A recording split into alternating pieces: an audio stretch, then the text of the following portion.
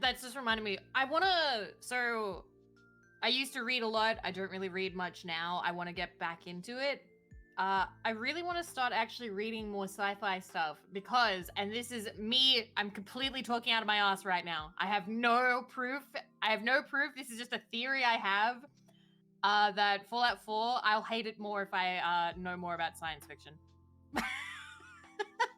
You probably will, yeah.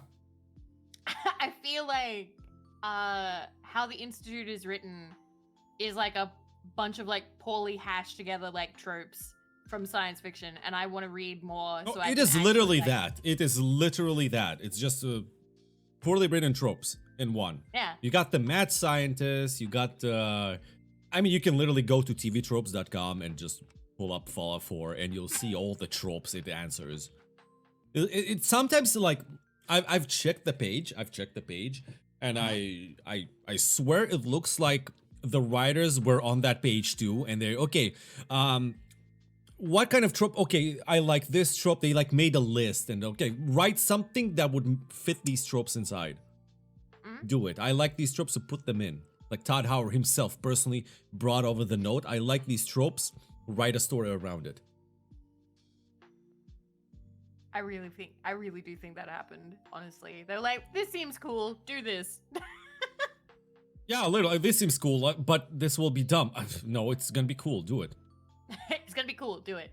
Like that minigun section. Remember the minigun section in Fallout 4? Yes, I remember we both hate that. And It's like I swear it's probably, hey dude, remember in Call of Duty where you were like on that plane and blowing stuff up? Like what if we do it here? Like, but why? Why do we shoot? Dude, like put super mutants. They're throwing rocks and shooting us. Just go like, and they'll die, and it's gonna be cool. Make it a death claw and put it in the 10. I actually put some thought into it. I came up with a much better intro for Fallout 4 that will serve as a tutorial too. And possibly even make a proper background to the two main characters, which one of them lives. All right. I can't believe I'm saying this, but take a little leaf from Fallout 3's book.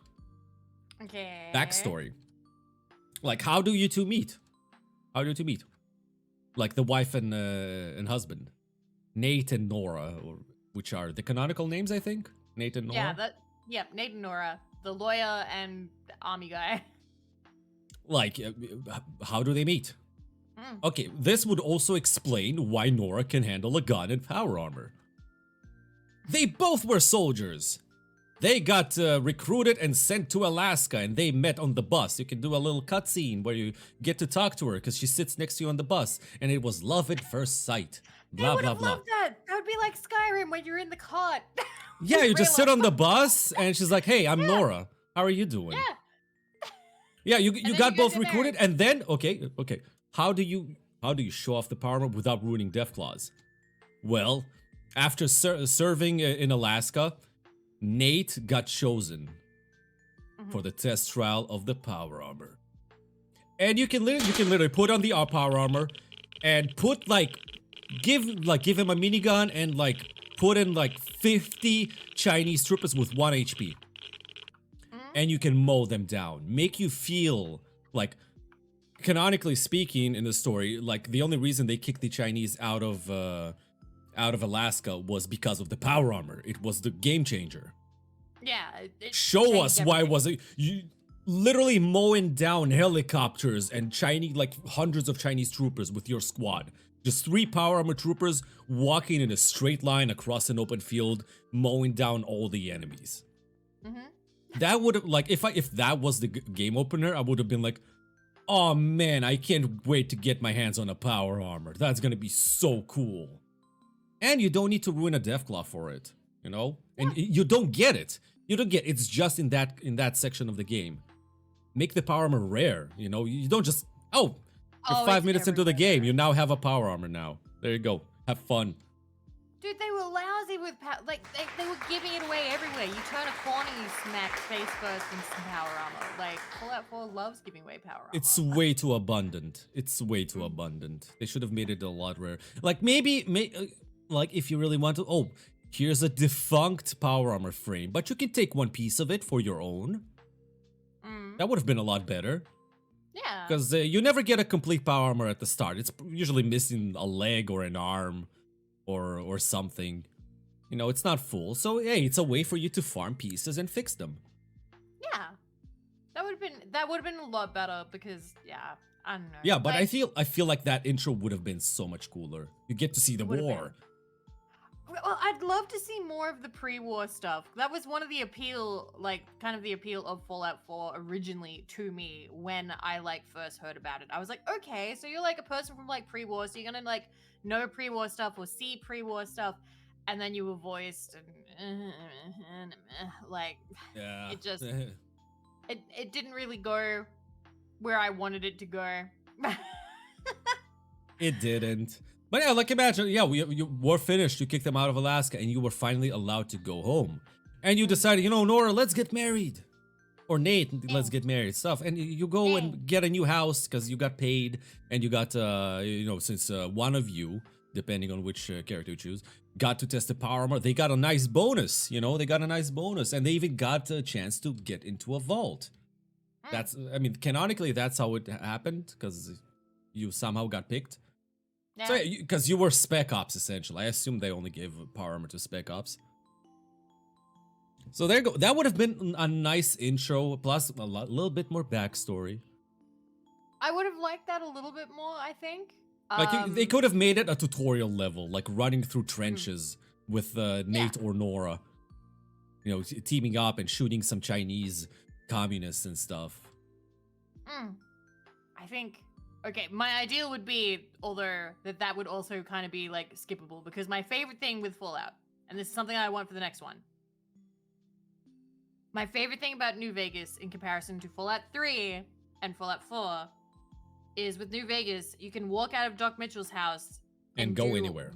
Go anywhere. Do whatever the fuck you want. Like, you just, you know, you wake up, you play the little tester, you do some questions, and you fucking leave. You're done. I love it. Like, you come out, you go out of the house, and the game says, hey, here's the world.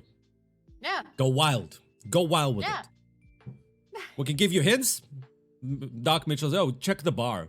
But you don't have to. You don't have to. You can just go and get killed by Cazadors over to the left. I mean, the Cazadors...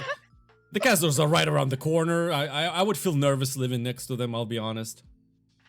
Yeah, they're literally right there. Like, you can run to them in about, like, 2 minutes, I swear. But that's smart level design.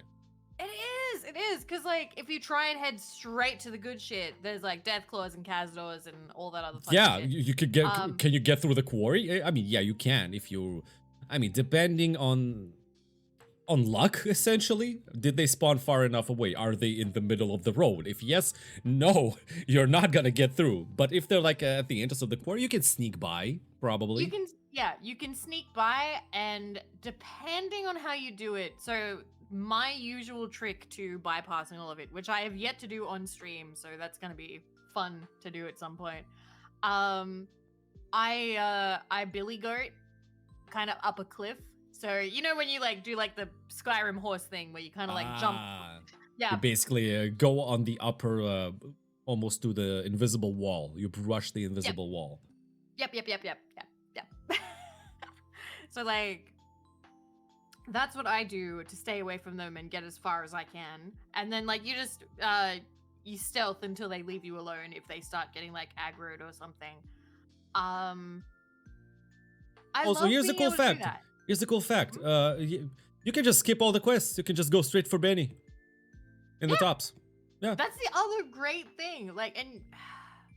Again, they can literally just go for Benny immediately. And that would actually, like, I would understand his surprise then. Because, bro, I shot you 2 days ago. How are you here? What the hell? It's like, I literally shot and buried you.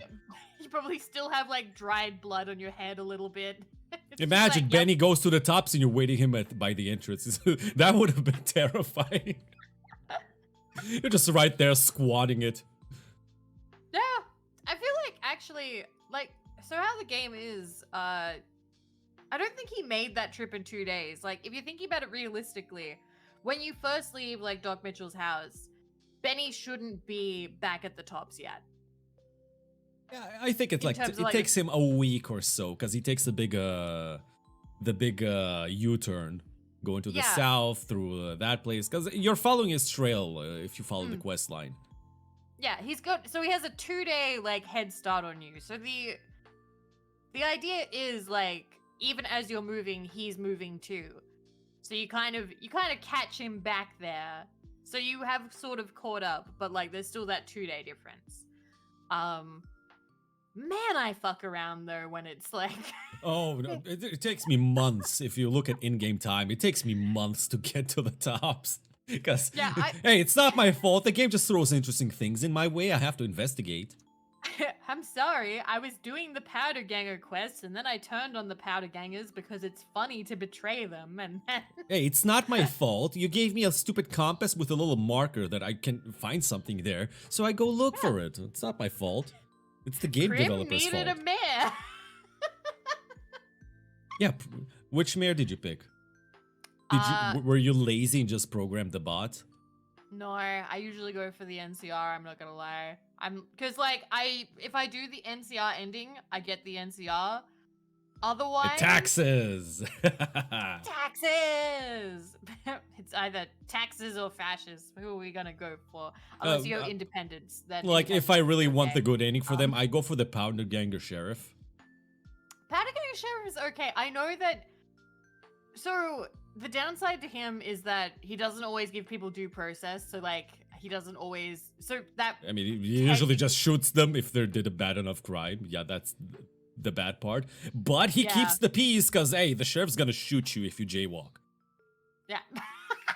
Not that jaywalking is a thing, but I mean, probably murder or stealing, stuff like that. Which again, hey, wasteland justice. It's a thing. But if you go with so I won't lie, Prim Slim is adorable.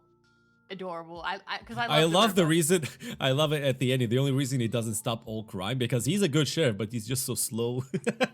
They just run away from him. That's it. He can't stop anyone. It's cute. I like that. It's adorable. And he's got his hat.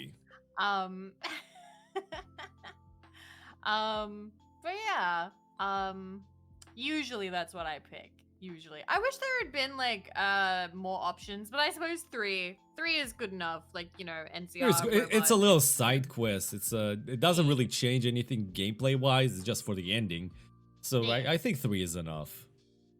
Imagine if there were like 5. Imagine if there were like 5. I'm trying to think like who else you could pick. Like who else in the wasteland would be like, I want to be mayor. Great cons. Get someone from the Great Cons. I always feel bad for the Great Cons because man, they're getting played. Like they're like, yeah, we're gonna be part of Caesar's Legion. Yeah, we're gonna gonna treat us real good. And it's like, no, they're not. They're really not. They are really not. And then like, so I always my best ending for Great Cons is essentially be like, yeah, you guys need to pack up and go.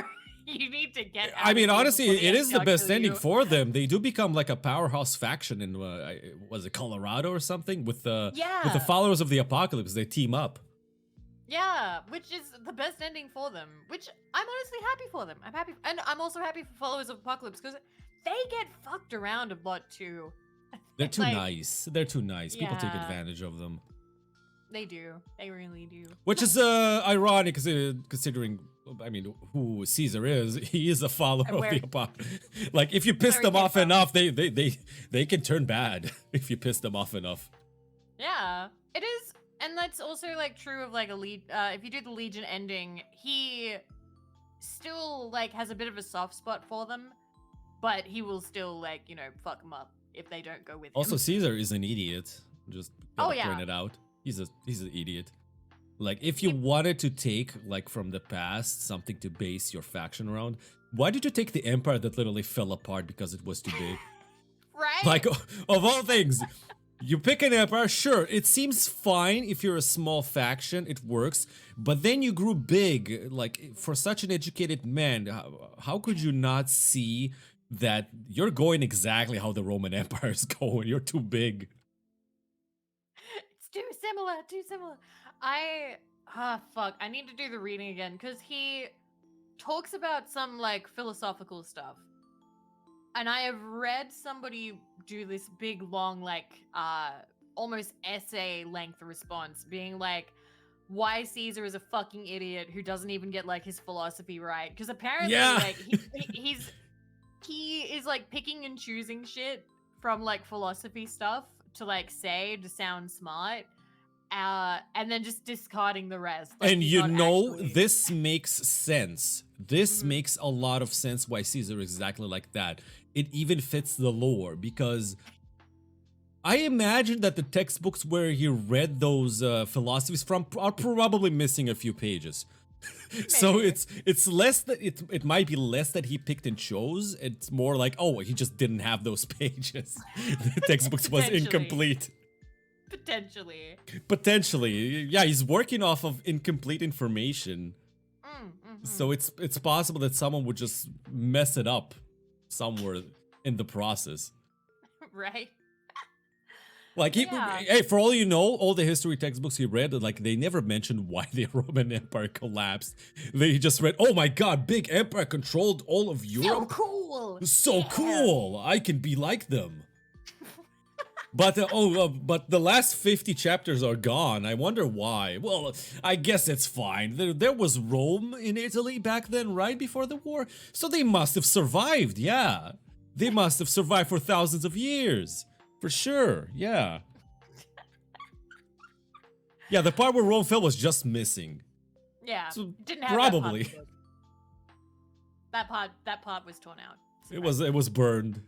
So, I mean, it makes sense that even when basing it off something else, it's just messed up and incomplete. I assume they're still around over in Europe. Maybe. Maybe. You know, I wouldn't be surprised if there's an actual like Roman legion in Fallout Italy. I would not be surprised. You know, it's part of the history. I know it's never gonna happen, but Fallout, other countries. I wanna see it. I I wanna want to know see it. it. Like the closest we got is Fallout London. I've seen the Yeah. trailer. They literally have people dressed like knights with great swords. That's pretty cool. That's pretty Like fast. the round table of Camelot, that's the faction. Literally based around a legend. I love that sort of thing. Yeah, same. It's neat.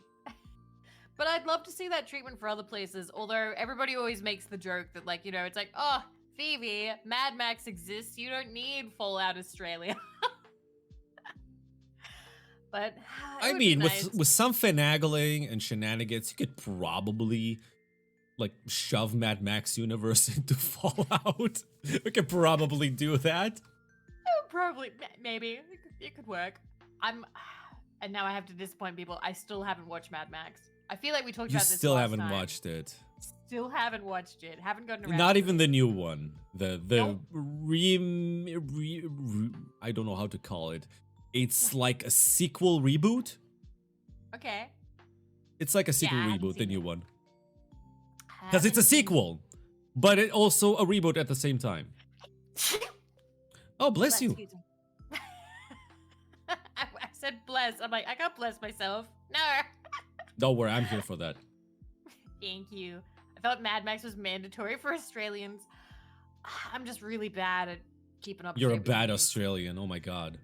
I am. I'm sorry. I love the Fury Road. It's so good. Like visually, it's very good visually. I wish Fallout would implement some of that. Mm-hmm. Like those sandstorms. Like why aren't there? I mean, mods do that for sure, but radioactive They are bringing in weather sandstorm. stuff. They are bringing in weather stuff. Like they have like the radioactive storms now, and then they have like that area in like fucking Fallout 4 that was just what constant radiation, whatever. Which Also, it doesn't make sense that it would be so radiated. Just Yeah, that's doesn't like make that sense. issue we had before, where like, why is it still so fucked up after 200 years? I mean, but I do love the fact that you could go to ground zero. That is a very interesting. Like you mm, never could do that in any of the Fallout games. But hey, you're literally going to ground zero, although it doesn't make sense for it to exist. mm. Oh 'Cause yeah, there Turkey is a Zero Mad talks Max about game weather too. modeling. There is a Yeah, Mad there Max is. game too. There is. I've not Actually. played it. I've not played it.